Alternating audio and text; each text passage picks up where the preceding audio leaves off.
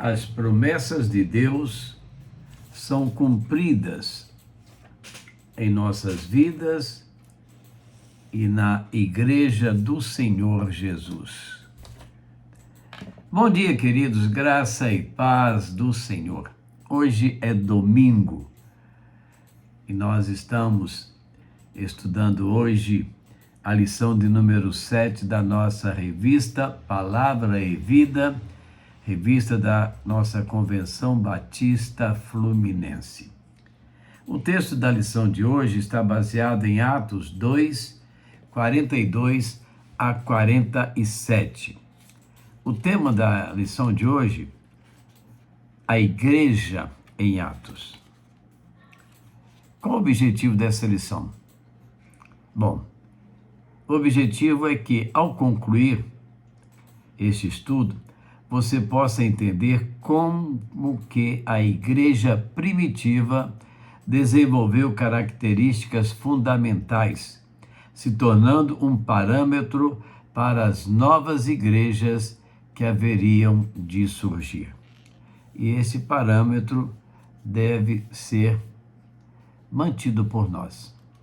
Hoje temos visto as igrejas desvirtuando todo o propósito da igreja primitiva, mas é bom que pensemos nisso. Então, vamos ver a introdução da nossa lição. Atos dos Apóstolos é um livro histórico do Novo Testamento.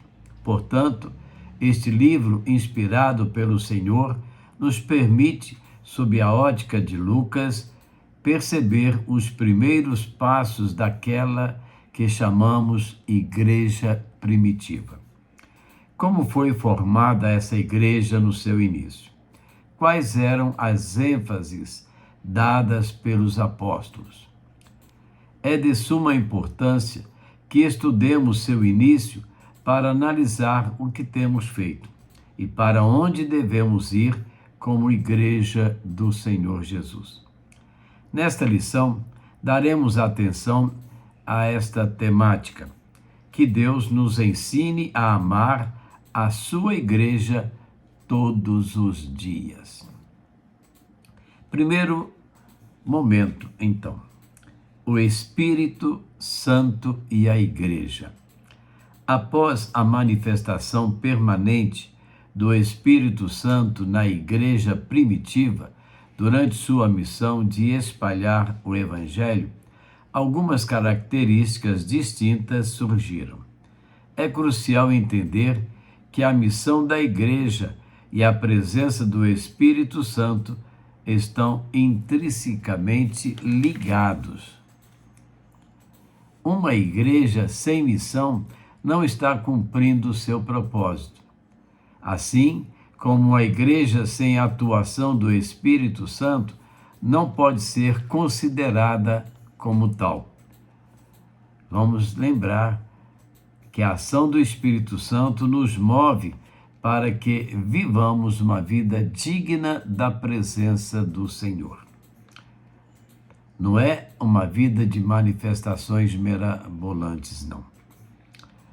Para capacitar a igreja a cumprir sua missão, o Espírito Santo concedeu dons espirituais, fortalecendo o corpo da igreja e mantendo-o unido e firme no ensino de Jesus. Esses dons capacitam os servos do Senhor para o serviço, como destacado por Paulo ao afirmar que a manifestação do Espírito é concedida a cada um visando a um fim proveitoso. 1 Coríntios 12, 7. Dependemos do Senhor, que opera através do seu Espírito. Como vimos na última lição, como a igreja pode pregar a palavra e gerar transformação sem a obra do Espírito Santo? Isso não é possível.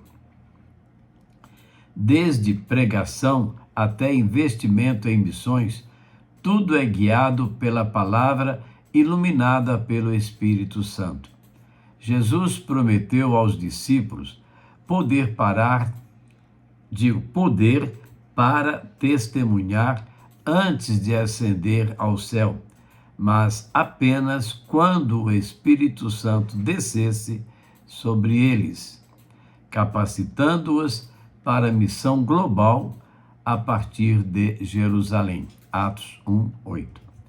Embora cada discípulo tenha suas próprias características pessoais e físicas, a capacitação divina impulsionou a missão, tornando-a eficaz ao longo dos tempos. Segundo momento, comunhão, unidade, oração. O Espírito Santo gera a unidade e a comunhão da igreja. O termo grego para comunhão citado em Atos 2:42 é koinonia. Esse termo está ligado não só à comunhão espiritual da igreja, mas também à partilha de recursos para que não houvesse desigualdade no corpo.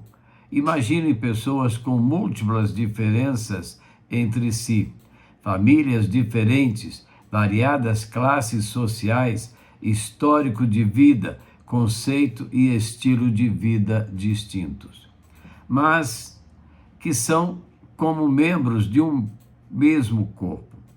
Somente uma igreja movida pelo poder do Espírito para seguir de mãos dadas em unidade para o cumprimento da missão. A igreja é também essa casa, oikos, onde se reúnem para adoração.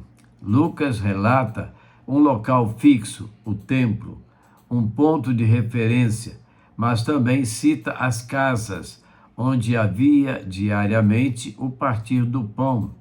Em ambos, todos se esmeravam em preservar e perseverar na doutrina ensinada pelos apóstolos e na comunhão, como cita Paulo a Timóteo, falando sobre a casa de Deus. 1 Timóteo 3:15.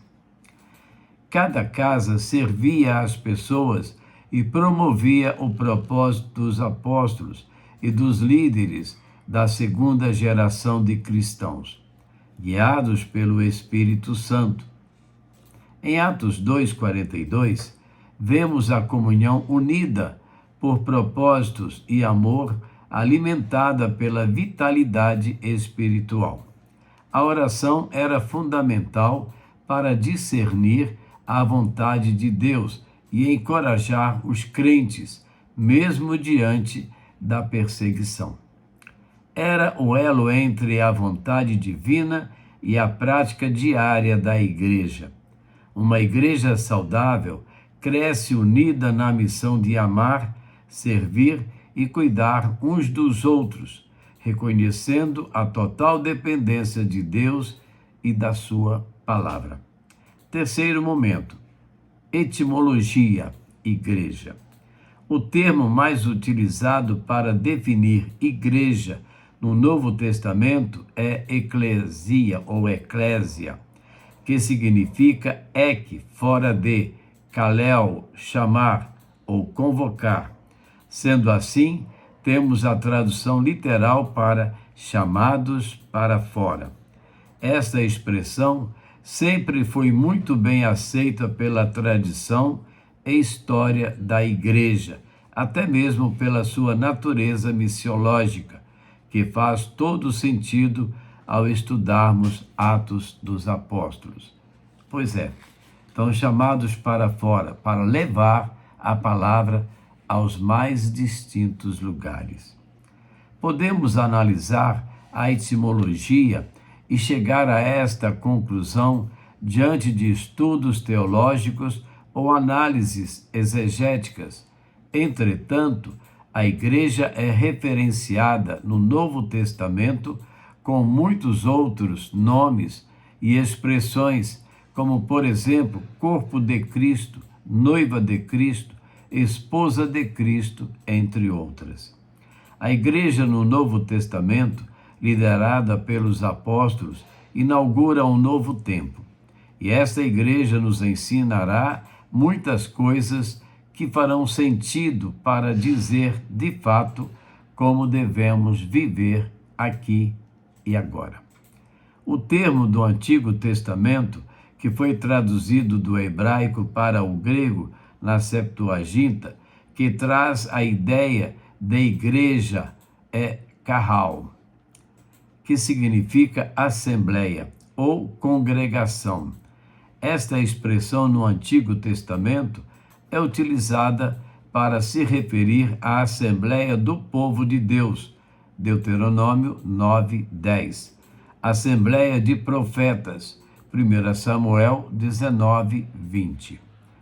Lucas, sendo grego, provavelmente teve acesso à Septuaginta, uma tradução do Antigo Testamento feita durante o período helenístico por 72 sábios de Israel, a pedido do rei do Egito.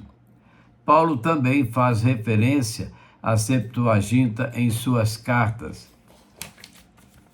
A palavra igreja, usada por Lucas em Atos, incorpora o sentido de ser igreja. Tanto é chamada para fora, eclésia, quanto como uma assembleia para tomar decisões importantes, Kahal.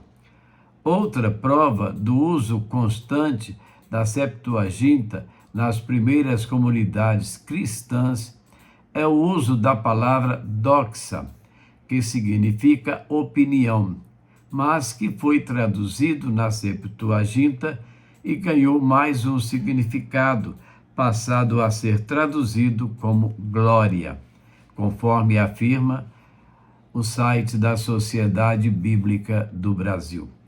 Conclusão: precisamos olhar as expressões citadas de maneira figurada e não literal, senão limitaremos a igreja a um espaço físico e temporal. A igreja tanto é física, pois é formada por pessoas, mas é de caráter espiritual, pois é o corpo de Cristo. Me lembro irmãos. Me lembro que, na época da pandemia, os templos ficaram fechados porque as pessoas não poderiam se aglomerar. Aí foi lançado um tema muito interessante que nós usamos bastante. A igreja não fecha, porque a igreja somos nós. O templo fecha, a igreja não. A igreja é o organismo vivo impulsionada para cumprir a missão que Jesus deixou para ela. Além disso, ela promove um ambiente de adoração onde o povo de Deus se reúne para render glórias ao seu santo nome. Jesus fundou a igreja. Amemos aquilo que Jesus criou. Zelemos por aquilo que Jesus pôs diante de nós e carrega a marca de ser comparado ao seu corpo, sendo ele mesmo a cabeça. Colossenses 1:18. Por falar em Jesus fundou a igreja, nós vemos aí muitas disputas sobre qual religião fundou a igreja. Ou Jesus fundou qual religião? Jesus não fundou religião. Jesus não fundou denominação. Jesus fundou a igreja de Jesus. As denominações, os nomes, surgiram depois, de acordo com líderes que foram promovendo a expansão da igreja. Para pensar e agir. Juntos somos a igreja do Senhor. Que privilégio! Qual o valor que você tem dado para a sua comunhão com esta igreja? Segundo, percebemos que a igreja era a igreja dentro e fora das quatro paredes do templo. Como é com você e sua igreja? O que pode ser feito para que esta dupla ação para uma só missão ande mais equilibrada? E, finalmente, qual é o seu papel nesta missão movida pelo Espírito Santo, já que somos nós recebidos de Deus, ou fomos nós recebidos de Deus, pelo menos um dom para edificação e capacitação da sua igreja. Será? Deus nos deu vários dons, várias capacitação, e nós precisamos aprender a utilizar essa capacitação que Deus deu a cada um de nós, para que, atuando na igreja do Senhor, ela possa crescer, multiplicar-se, se fortalecer, e que estejamos sempre em plena e perfeita comunhão. Amém? Vamos orar?